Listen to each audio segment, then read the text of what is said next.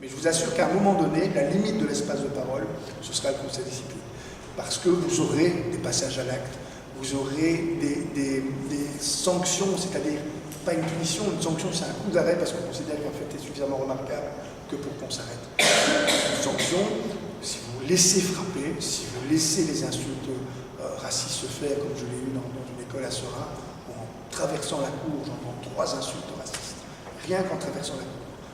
Je rentre, les enseignants étaient tous présents dans la pièce. Je leur dis voilà, j'entends ça, qu'est-ce que vous en pensez? Et un enseignant étranger lui-même me dit mais ici c'est comme ça partout. Et vous pensez que je vis comment ça? Il ne s'arrête pas entre collègues. Dès que vous avez une infraction par rapport à la loi qui est considérée comme étant quelque chose de banal, eh bien, on est proche d'une espèce de démission pédagogique. Et très vite, il y a un enseignant qui se lève et qui dit, et d'ailleurs, c'est foutoir, on en a tous marre de ça. Dès que vous avez, et ça commence très tôt, c'est une école à Anderlecht où une enseignante me dit, oh, vous savez, les conseils de discipline, si on doit les mettre en place, ça va être tous les jours, hein, dans ma classe maternelle. Et les enfants n'arrêtent pas de se mordre, les uns les autres. Et elle se met à pleurer, toute son école est rassemblée, y compris sa directrice. Et elle dit d'ailleurs, il y a une maman qui est venue, en fin d'année passée, qui est venue pour voir un peu comment ça se passait dans l'école pour inscrire son enfant. Et je lui ai dit, ne le mettez surtout pas dans cette école-ci. Cette directrice à côté d'elle, ça la foutait mal. Mais ça veut dire qu'on est clairement dans quelque chose qui déborde.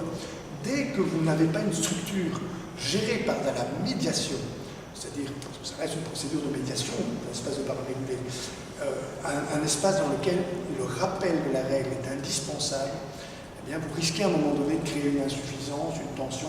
Les sanctions probatoires qui font l'économie de la preuve, parce que les écoles ne sont pas équipées pour faire des enquêtes, mais qui permettent simplement de dire, voilà, ça ne peut plus se reproduire. On va gérer, c'est le porte-voix qui est le mouvement pédagogique important, quand l'enfant explique ce qui fait qu'il a débordé, qu'il a eu ce comportement, et qu'on est capable d'entendre ce qu'il est en train de nous dire et d'y apporter une réponse. Là, on peut gérer la situation complètement. Les conseils de discipline, certaines écoles en ont plus besoin que d'autres. Hein. C'est pour ça que parfois, on met en place tardivement. C'est une école aussi, dans le côté de la boîte de Hainaut, là où on dit, mais on va mettre les conseils de discipline, mais ça va être tout le temps. Ça ne va pas arrêter. Ça va être 10 par semaine. S'il faut 10 par semaine, ce sera 10 par semaine. Et école dans un milieu très très défavorisé, avec beaucoup de tensions, beaucoup de difficultés. Et le directeur dit, moi, il faut qu'on s'y mette, donc on va en mettre beaucoup. On scénarise ces conseils de discipline suivant l'esprit de l'école. Si vous voulez donner l'impression, comme certaines écoles, à Bruxelles notamment, par exemple, où on a l'impression que c'est un tribunal, hein, ça s'appelle s'ils n'ont pas des perruques, hein, avec un truc, mais c'est l'esprit de l'école. Une autre, c'est un petit coin salon, et on vient tranquillement s'asseoir, chacun dans le salon, le porte-voix, avec cette école-ci, ils s'occupent le petit coin salon, et ils font des conseils de discipline, et il y en a effectivement pas mal au début. Et puis de moins en moins, parce qu'une fois que les élèves voient qu'on ne transige plus et qu'on trouve des solutions, et la réunion que j'ai eue avec eux après, c'était vraiment spectaculaire. Ils me disent, je dis voilà, est-ce qu'il y a des questions par rapport, comme ici, par rapport au conseil de discipline? Et ils me disent non, ça marche super bien, sauf qu'on doit parfois passer à des sanctions effectives, répétitives, pour un certain nombre d'enfants. Là, il est temps de se poser les vraies questions. Si vous mettez des sanctions probatoires, que l'élève passe au-dessus quand même, et que vous en arrivez à des sanctions effectives, si vous multipliez ce mécanisme-là, vous allez devenir fou et vous allez rendre l'autre fou. Quand on donne des sanctions répétées à quelqu'un sans produire de changement, c'est qu'on doit se poser des questions ailleurs. Donc on s'est mis à parler simplement de ces 3 situations. Un enfant dont la mère s'était suicidée et le père venait d'être mis en prison. Un enfant qui vivait une situation très très difficile avec un parent qui se dégradait physiquement très très fort, et un autre enfant qui se demandait ce qu'il faisait dans cette école-là parce qu'il avait des problèmes qui justifiaient une orientation dans une autre école. 3 situations qui imposaient qu'on se pose des questions, non pas pour trouver des réponses avec l'école, mais avec les partenaires de l'école. Le PMS, la réunion se faisait avec l'AMO. L'AMO dit mais ça c'est à nous de prendre ces situations, on ne cherche pas à vous. Le principe des conseils de discipline, c'est que ça permet aussi de filtrer des enfants qui mettent les situations en crise. Et ce n'est pas propre aux écoles en difficulté. Hein. J'ai vu ça de façon spectaculaire aussi dans une école à pédagogie active, Freinet, très très favorisée, dans lequel une enseignante me dit on n'en sort pas avec cet enfant, on multiplie les conseils de discipline, il passe à l'école, etc., etc. Elle se met à pleurer aussi, pendant beaucoup, hein, des films comme ça. Elle se met à pleurer en disant les pédagogies freinées, c'est bon pour tout le monde, donc ça doit marcher. Les collègues disent non, ça ne marche pas avec lui, il n'y a rien à faire, ça ne marche pas. Je vois l'enfant parce que les parents me l'envoient en consultation, et c'est le petit gamin qui me dit mais j'en ai ras-le-bol de le freiner, j'en ai ras-le-bol, qui me pose 10 000 questions, qui trouve 10 000 réponses, à ma place, qu'on parle sans arrêt.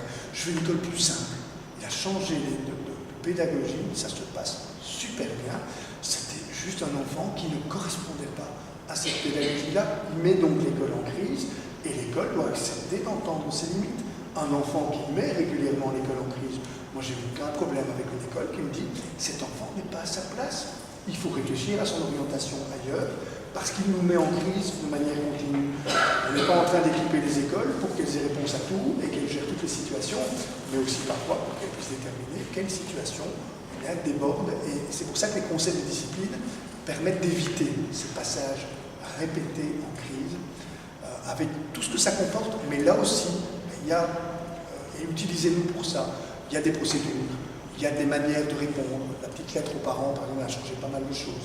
Je me souviens d'une école dans la région de Charleroi où une maman reçoit effectivement un avis suite à un conseil de discipline et c'était libellé quasiment attendu que,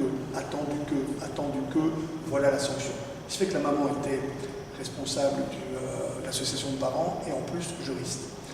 Je vous assure que ça n'a pas fait ni une ni deux. Hein. C'est quoi? On n'a pas respecté les droits de la défense, etc. On a dû réexpliquer qu'on était dans une structure pédagogique, pas dans une structure juridique, et que c'est une réponse pédagogique.